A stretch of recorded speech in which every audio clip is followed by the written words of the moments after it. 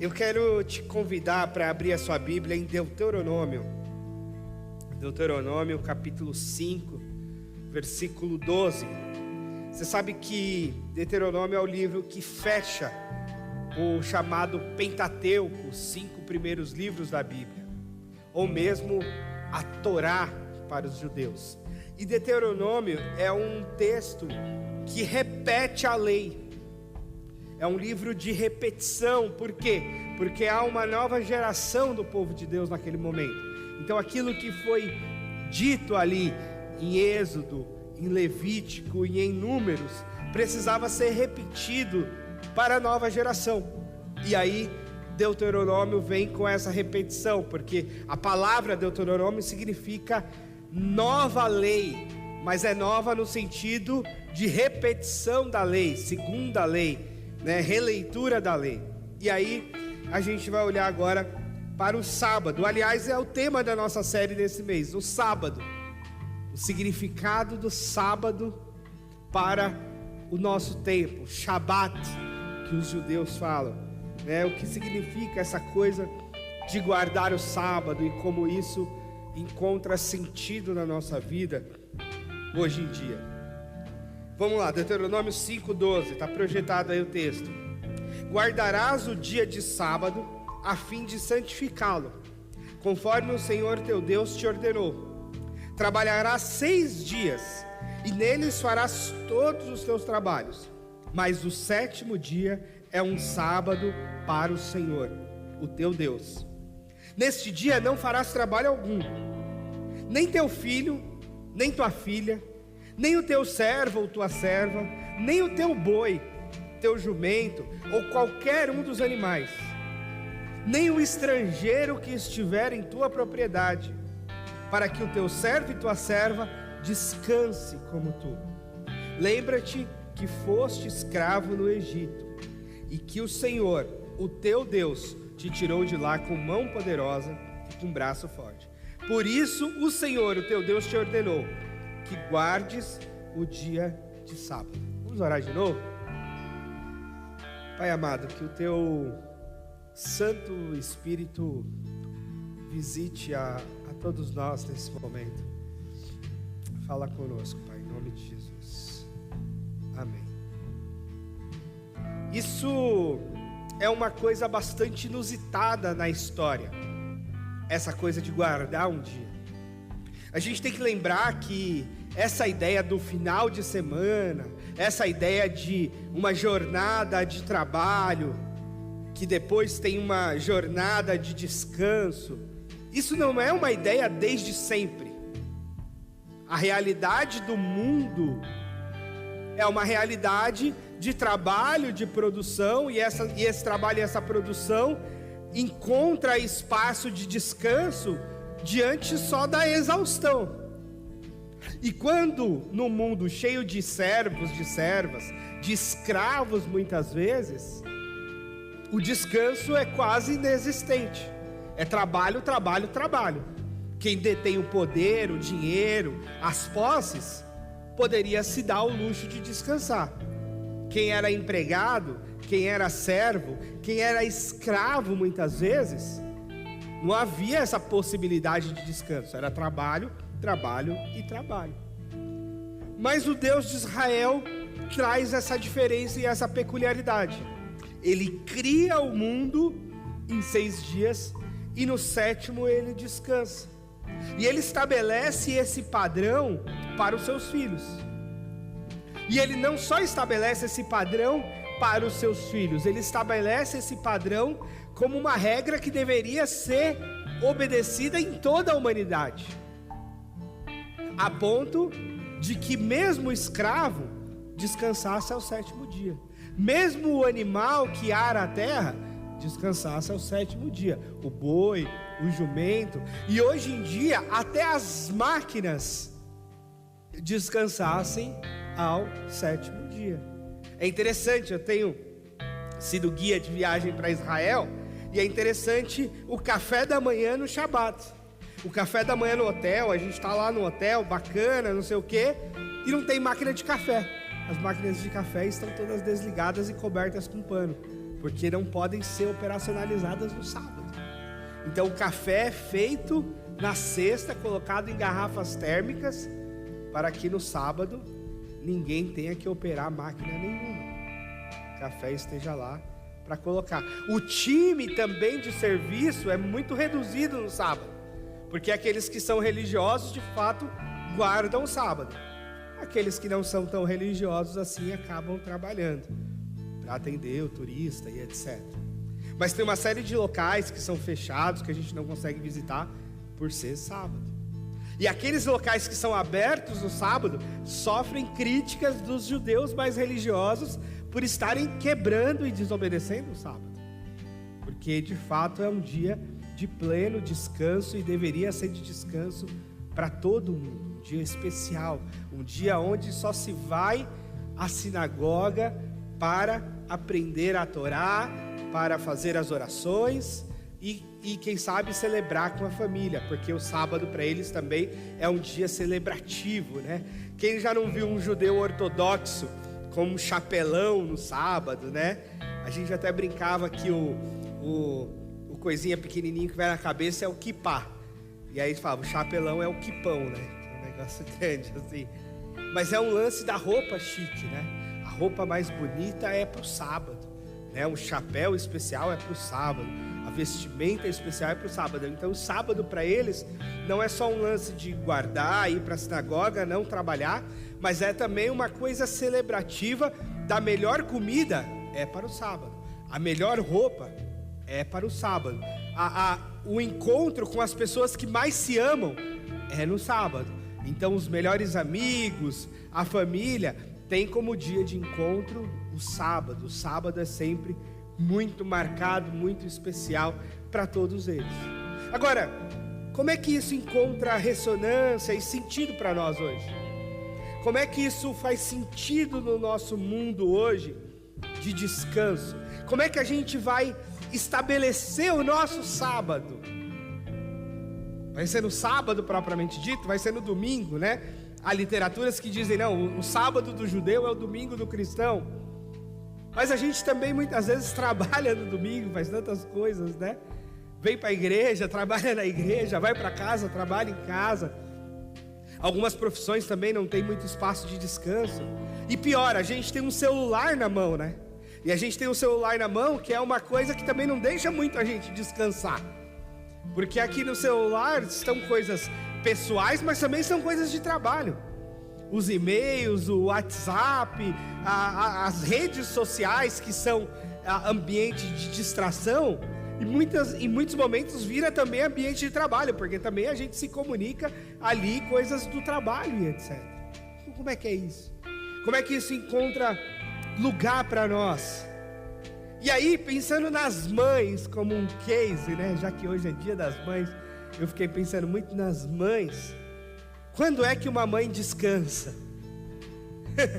Né? Quando é que ela faz o seu sábado, o seu Shabat? Quando é que ela pode colocar os pés para cima e simplesmente descansar? O irmão já cantou a bola ali, falou nunca. Bom, e aí, usando as mães agora com referência, me perdoe os não mães ou as não mães, existe uma coisa muito louca nessa maternidade, né? E existem algumas coisas do imaginário que a gente tem a respeito de ser mãe, a respeito de não descansar, inclusive está dentro disso. Primeiro, uma ideia do imaginário de maternidade, de mãe, é que as mães são santas. A ideia de que as mães nunca são pecadoras, elas não pecam, elas são santas, a ponto do maior xingamento que alguém pode fazer contra você é dizer que a sua mãe não é santa, né? Quando alguém diz que você é um filho de uma coisa que não é assim bem santa, é uma coisa que nos deixa muito bravo. Eu lembro na época de escola que assim, pode fazer tudo, mas xingou a mãe, o tempo fecha, né? Xingou a mãe, o pau come e a confusão está armada. Por quê? Porque as mães são santas. Há filhos que preferem imaginar que vieram de uma chocadeira, que vieram de uma cegonha, do que imaginar que a mamãe deles algum dia teve uma relação sexual. Não dá para um filho imaginar uma coisa dessa. A minha mãe não. A minha mãe é santa. Imagina, eu nasci de uma chocadeira, eu nasci de uma cegonha, eu nasci de algum outro jeito, porque minha mãe não faz uma coisa dessa, jamais faria, né? Algo assim, desse imaginário da mãe santa. Aliás, a construção da própria Maria, mãe de Jesus, como virgem, né? Tem esse imaginário da mãe santa. A gente entende e lê na Escritura Sagrada a Maria como mãe de Jesus, e aí sim Jesus como nascimento virginal, mas a história conta que ela teve outros filhos, e que ela teve um matrimônio, digamos, normal com José. Mas no imaginário histórico e religioso, não, Maria é santa, virgem desde sempre, não importa por onde passaram aqueles outros filhos, como é que eles vieram ao mundo, né? Ela é santa. Então isso é do nosso imaginário, essa coisa da mãe sacrossanta, né? Uma outra coisa da mãe é a mãe meio deusa. E como é que é esse negócio da mãe meio deusa? Porque perceba que só Deus e as mães podem gerar vida. Então a vida é um dom divino. Eu escutei isso do médico que fez a fertilização in vitro lá, quando eu fiz o tratamento com a Cris.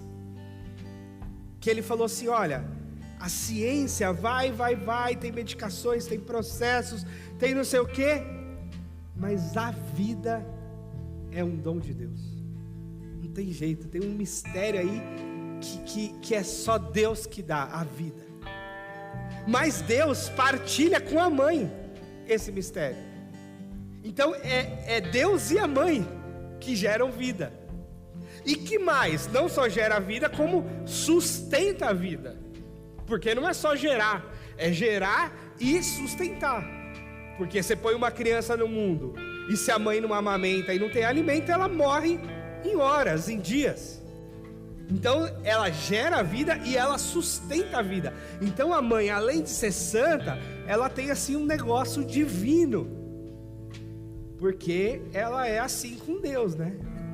Ela e Deus, e pelo menos na cabeça dos filhos, né? Tipo assim, é Deus e a minha mãe. E se o filho for ateu que não acredita em Deus, aí ele só tem a mãe mesmo, né? Para socorrer ele e tudo. A gente que é crente ainda tem Deus. Quem não é crente só tem a mãe mesmo.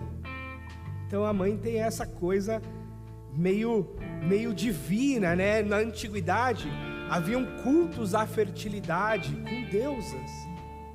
Existia esses cultos pagãos, inclusive com relação sexual, cultica e tal, por conta dessa aura da fertilidade, da vida, da geração da vida, como algo de fato divino. E é divino, é belo. Uma outra coisa, uma outra tese a respeito das mães, é que as mães elas são infalíveis.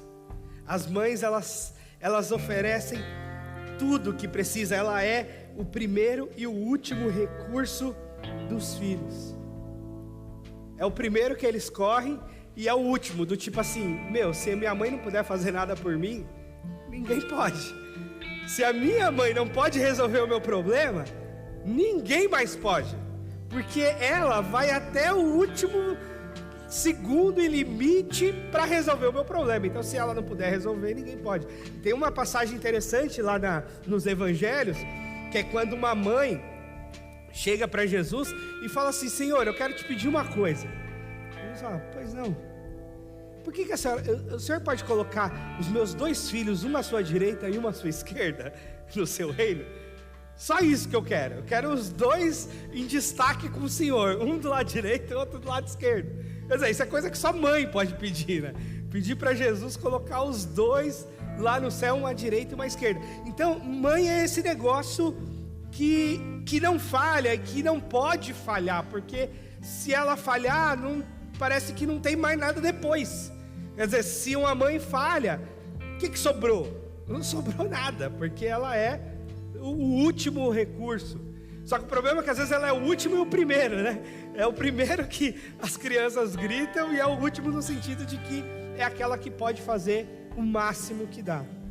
Essas figuras a respeito da mãe, elas são muito belas, para a gente pensar a vida poeticamente, para a gente homenagear nos dias das mães, para a gente fazer cartinhas e canequinhas e coisas para as mães. Mas a real é que, na verdade, elas são muito cruéis. São muito cruéis, primeiro porque elas não são verdadeiras. E se a mãe se coloca nesse lugar da santa, da deusa e da infalível, ela vai se colocar num lugar que é mentira, não é verdade. Ninguém é infalível, ninguém é plenamente santo e ninguém é tão divino assim. Então, não é verdadeiro. E mais, não é que trata-se só de uma mentira, é que se torna um fardo muito pesado de se carregar. Porque embora no discurso seja belo a gente dizer que a nossa mãe é santa, que a nossa mãe é infalível e que a nossa mãe assim é a coisa mais parecida com Deus que a gente pode ter nessa face da terra, e pode ser que essas imagens são bonitas e em partes encontrem uma ressonância e um sentido de verdade, a real é que isso é pesado demais para qualquer pessoa carregar. Por quê? Porque essa mãe, ela vai, se ela absorver para si esse discurso, ela vai se culpar por não dar conta dele.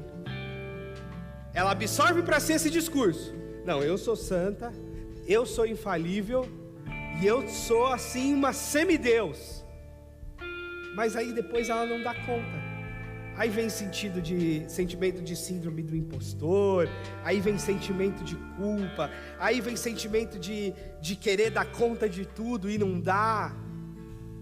E aí torna a vida das mães um fardo muito, muito pesado. Porque é um fardo impossível de se carregar. Impossível de se carregar essa aura toda. E até porque os pais que quando olham para suas esposas querem ver uma santa enquanto mãe, mas querem ver uma amante enquanto esposa. E aí já começa o conflito do negócio. Não, ela enquanto mãe é uma santa, mas enquanto minha esposa eu quero que ela seja minha amante. Eu não quero que ela seja uma santa. Então exige-se um outro lugar. E a sociedade olha para essa mãe, que pode ser também, deve ser uma santa enquanto mãe, mas deve ser uma grande profissional no mercado de trabalho. Tem que dar conta. Tem que ser profissional, não pode surtar, não pode dar uma de louca, porque ela é profissional. E ela precisa dar conta do serviço. E para provar que ela dá conta, ela precisa de dar conta melhor do que os homens. Para mostrar que elas são realmente capazes. Elas precisam ser mais capazes ainda e ganham menos, etc. E aí as mães ficam malucas. Calma aí, eu sou a santa ou eu sou a amante? Eu sou a mãe, mas eu também sou profissional, mas eu também sou a avó, mas eu também sou esposa, eu também sou estudante, eu também sou tudo isso junto. Como é que eu faço e como é que eu doso essas coisas na minha vida? Eu imagino que é muito difícil. Eu não sou mãe, nunca serei, mas eu imagino que é muito difícil, porque é difícil equilibrar tantos pratos, ocupar tantos papéis, e pior, querer ser ou se pretender ser infalível em todos eles. Querer dar conta de todos eles, e não é dar conta um dia, porque um dia talvez você dê conta, mas é dar conta 7 dias por semana, 30 dias por mês, 365 dias por ano e a vida toda. E aí é claro que não dá conta, e que muitas vezes, inclusive, sem o descanso, e aí é onde entra o sábado, e aí é onde entra o nosso erro de profanação do sábado, porque entramos numa loucura de vida sem descanso, desobedecendo a Deus e deixando de seguir o próprio direcionamento dele, que diz: descansem. Descansem, eu descansei. Eu criei o universo. E na sequência desse trabalho criativo, eu descansei, eu parei. Mas parece que as mães não se dão esse direito, né, de parar. Porque tem que dar conta. E tem que dar conta de tudo, de todos os lugares e de todos os papéis. E inclusive ser 100% em todos eles. E a gente precisa entender que essa coisa do 100% Deus, 100% homem, né, que é uma tese que os teólogos chegaram a respeito de Jesus, aquele que é 100% Deus e 100% homem, isso não vale para nós. Que a gente é apenas 100% humano, e no nosso 100% humano, a gente fatia o nosso 100% nos papéis que a gente ocupa, de mãe, de pai, de profissional, de voluntário, de estudante, ou de sabe-se lá mais qual papel que a gente precisa ocupar nesse mundo.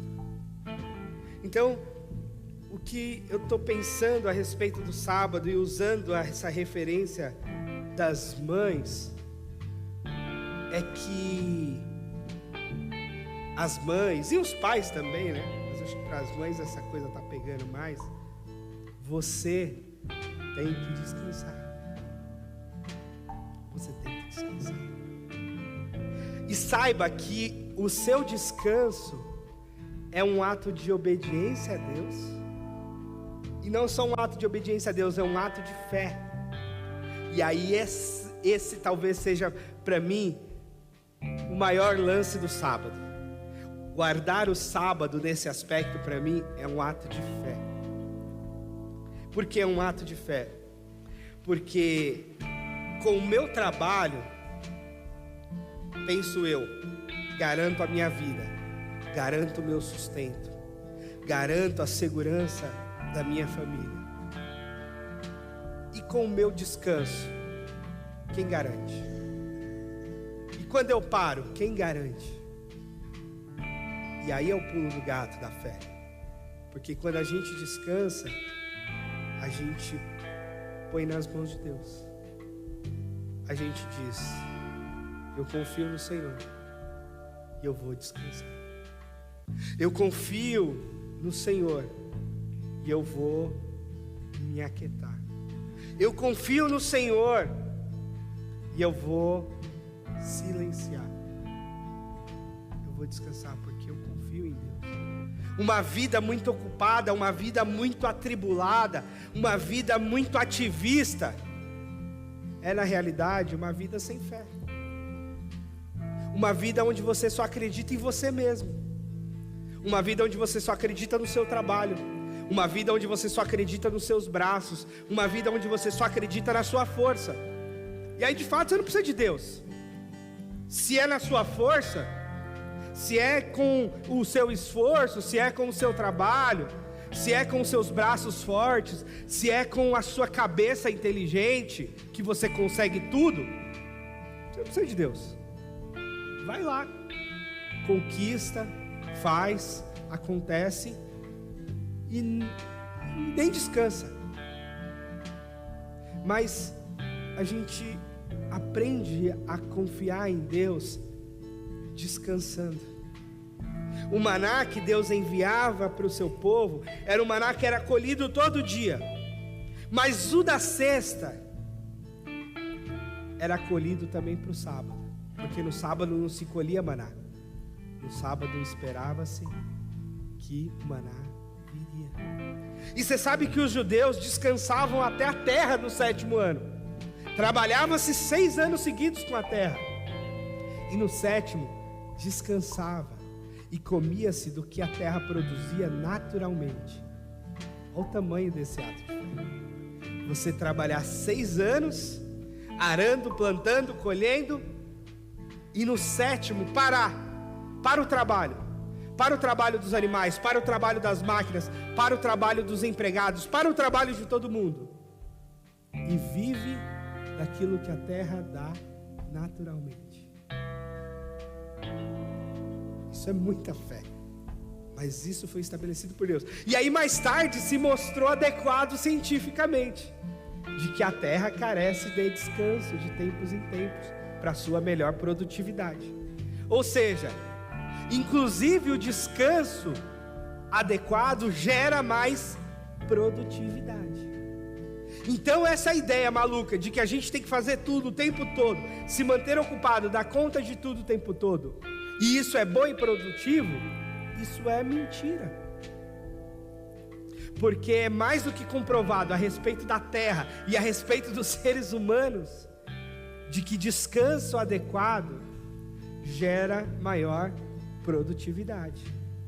E que gente que trabalha loucamente e não descansa, cai em depressão, cai em burnout, cai em crises de ansiedade, cai em improdutividade, porque ela começa a estabelecer um certo descanso dentro do ritmo do trabalho, e isso vai confundindo o ritmo das coisas, e também não dá certo.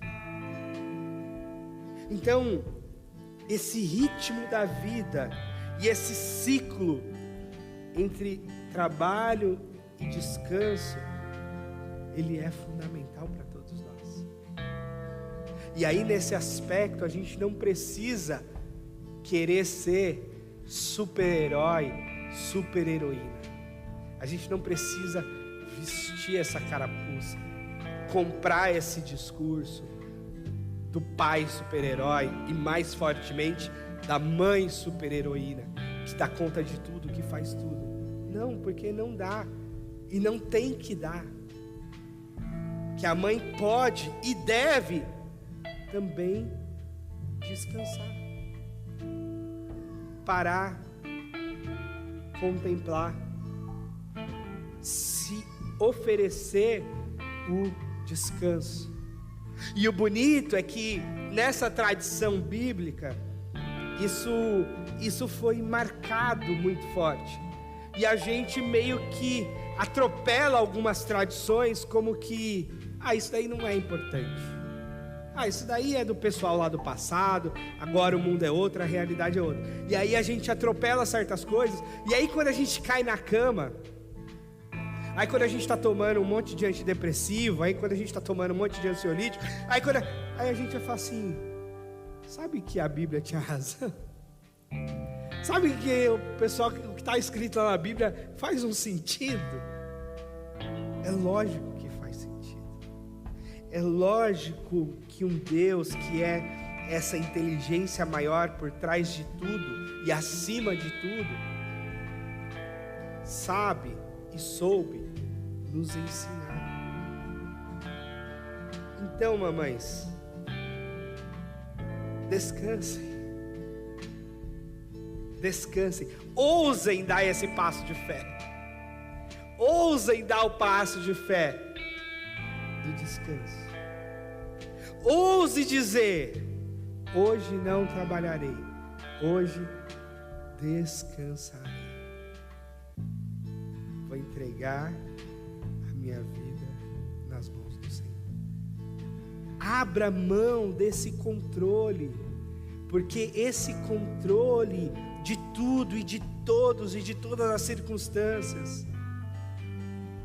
faz mal e revela uma tremenda falta de fé, de não acreditar e não dar esse controle nas mãos do Senhor, e dizer: o Senhor controla, o Senhor cuida, eu vou descansar. Sei que isso é difícil pra caramba, né? Eu não consigo sair de casa com o meu filho sem que a mãe dele me ofereça umas 15 recomendações, e ela não acredita muito que ele vai sobreviver às minhas mãos, mesmo que seja para ir na padaria comprar pão. Ontem eu desci num hall, a gente recebeu amigos à tarde, e eu desci até o hall com com ele para levar os nossos amigos. E ela já queria pôr uma segunda blusa, já queria pôr um outro negócio, porque de repente ele não sobreviveria aos 5 minutos de descida de elevador até o hall e voltar. Talvez ele não sobrevivesse, né? E aí a gente tem que dizer: calma, mamãe, vai dar tudo certo, creia. Eu falo: creia em Deus, creia também em mim. Eu volto, ele sobreviverá. Sobreviveremos todos a esse elevador e a essa ida até a portaria. Sobreviveremos a essa ida até a padaria. Sobreviveremos. Tá certo que eu sou um pouquinho kamikaze às vezes, né? Bicicletas, fogueiras e etc e tal. Eu sei que eu tenho assim a minha veia um pouco kamikaze, mas não é para tanto assim, não é para tanto. Não é para tanto. E de fato a gente precisa acreditar em Deus. E não ter Deus como último recurso, mas como primeiro. Porque às vezes as mães colocam os filhos nas mãos de Deus depois que faz 18, 19, né? Que daí não controla mais mesmo. Aí fala assim: agora está na mão de Deus. Agora não tem jeito. Agora eu entreguei nas mãos de Deus, porque agora eu não controlo mais esse menino. A minha mãe até hoje fala pra mim. A minha mãe me liga, gente, quando tá chovendo em São Paulo. A minha mãe me liga pra saber onde é que eu tô, pra saber se tá chovendo, pra saber se eu saí com guarda-chuva de casa, pra saber. Aí se eu tô de carro, ela fica preocupada porque pode alagar e eu posso ficar preso. Se eu tô sem carro, ela também se preocupa, porque daí se eu tô sem carro é mais perigoso, porque eu tô a pé. E aí minha mãe de vez em quando ela fala pra mim, ela fala assim: eu gostava mesmo é quando você tinha 5 anos, que eu falava: fica em casa, e você ficava. Mamãe, então mãe, mas agora já são quase 40, né? Ela fala: eu gostava mesmo era antes, que eu mandava você ficar em casa e você ficava. Agora eu mando você ficar em casa e você sai. Mamãe, eu tenho que sair, eu tenho que trabalhar, tenho que fazer minhas coisas. Mas ela fica ligando lá de Cerqueira César para cá, para tentar controlar ainda hoje a minha vida, a minha agenda, o dia que eu vou sair de casa ou não. Que coisa doida, e que a gente dá risada e que a gente tenta acolher com carinho, com cuidado, porque tudo isso é amor, é carinho, é cuidado, mas é sofrimento para ela, é angústia para ela, é preocupação para ela a respeito do que vai acontecer, do que pode acontecer, né? Imaginar os piores cenários, as piores coisas e etc. Que uma mãe preocupada, angustiada e querendo, né? E tentando controlar as coisas tem. Mas como é importante esse exercício de descansar. Como é importante esse passo de que eu vou dormir, eu vou descansar, eu vou tirar um dia para mim. Como é difícil, né? As mulheres, as mães conseguirem tirar um dia para si, que não seja um dia para o marido, que não seja um dia para o trabalho, que não seja um dia para os filhos, que não seja um dia para casa, mas para si. É difícil, mas é necessário, é importante que você descanse e assuma aquele dia de fato como um descanso. E isso aqui, ó, é um grande atrapalhador do nosso descanso. Eu sempre acho que um dia que eu consigo descansar é um dia que eu consigo ficar sem celular. Aí eu não consigo ficar sem celular, eu não consigo descansar também. Porque, né, esse agito de informações também nos atrapalha. Então, o Shabat, ele é cercado, liturgicamente, inclusive, por tirada das tecnologias e concentração nos rituais mais simples e mais analógicos. O que eu estou dizendo de analógico? O judeu normalmente acende uma vela para fazer a sua primeira oração do Shabat. Normalmente ele vai comer uma comida que tem uma certa sofisticação, mas que ele não preparou no dia, então ele comprou antes, seja um pão especial, uma comida especial, foi comprada antes, de forma que esteja ali à mesa só para comer. Tudo foi preparado antes. E essa coisa analógica, sem trabalho, com descanso, que precisa ser feita, que precisa ser reconhecida, que precisa ser legitimada e que precisa ser valorizada como um ato de fé. Eu confio em Deus e por isso eu vou descansar, porque é Deus que cuida de mim, Deus cuida do meu filho, Deus cuida da minha igreja, Deus cuida da minha família, Deus cuida da minha casa, e eu preciso descansar neste cuidado. Preciso descansar confiando nele, não como meu último recurso, mas como meu primeiro recurso. Descansar no Senhor, sabendo que a misericórdia se renova a cada manhã, como a gente viu aqui, sabendo que o Salmo diz que Deus dá aos seus filhos enquanto dormem. Então, sabendo que enquanto eu durmo, Deus está trabalhando por mim. Saber que não é minhas mãos que sustentam esse universo, que não é o meu trabalho que garante tudo que eu tenho, que boa parte do que eu tenho é dádiva divina, presente de Deus, é misericórdia de Deus na minha vida, que Deus me deu. Tem um pouquinho essa mentalidade de herdeiro, um pouquinho, sabendo que nem tudo é conquista nossa, muita coisa é dádiva, presente de Deus, e a gente recebe e agradece. Obrigado, Senhor. Sábado é isso, o sentido do sábado é isso, é descansar, desfrutar, agradecer. Obrigado, Senhor. Obrigado, eu estou comendo hoje, não trabalhei, eu estou comendo. Não trabalhei, estou vestindo. Não trabalhei hoje, mas estou bebendo.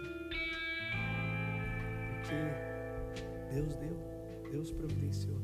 Essa é a lógica que Deus quis estabelecer no universo. De que nós trabalhamos sim, mas também descansamos. E naquilo que for possível, não misturamos as coisas. Que a gente mistura e faz uma confusão às vezes com a nossa semana. Mas Deus fala em trabalhar, parou, descansou. Aí volta para o seu trabalho, descanso, trabalho, descanso. Esse é o ciclo divino, né? Para deixar as forças se renovarem. E isso é tão sábio, né? Isso é tão sábio. Eu estou lá na academia, já dei esse exemplo aqui, e vejo os treinadores preparar os exercícios, né? E os exercícios são preparados em sequências de desgaste, estresse muscular, mas descanso. E eles falam, é no descanso que essa musculatura desenvolve, ela cresce no descanso. Você estressa ela com o treino, depois deixa ela descansar.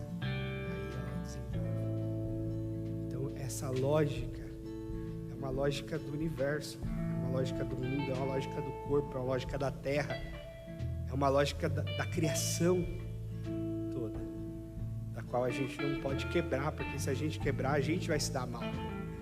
A gente é que vai se dar mal, a gente é que vai se desgastar, a gente é que vai se matar. E Deus nos criou para uma vida abundante. Então, mães, descanse. Quem não é mãe, ajude as mães a descansar.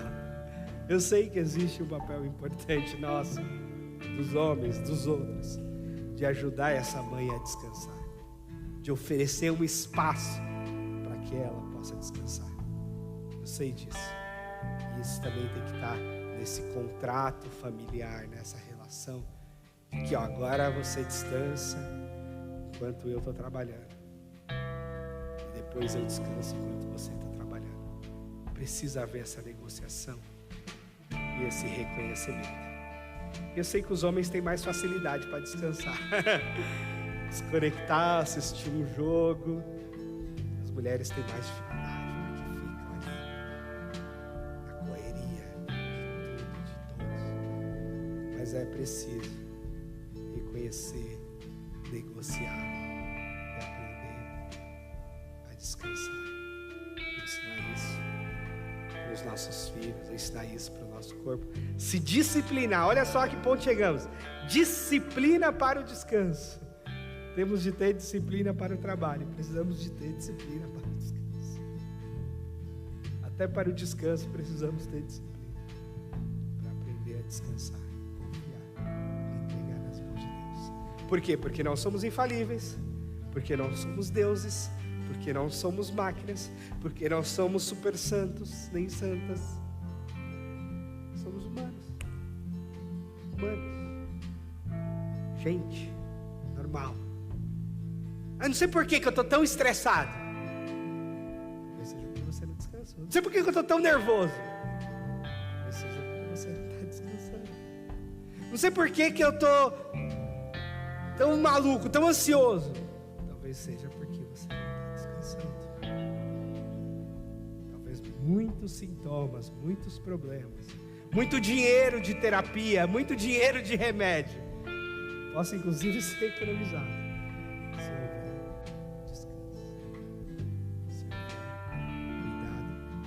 Observação daquilo que o próprio Deus estabeleceu na Bíblia Sagrada e nas leis do universo.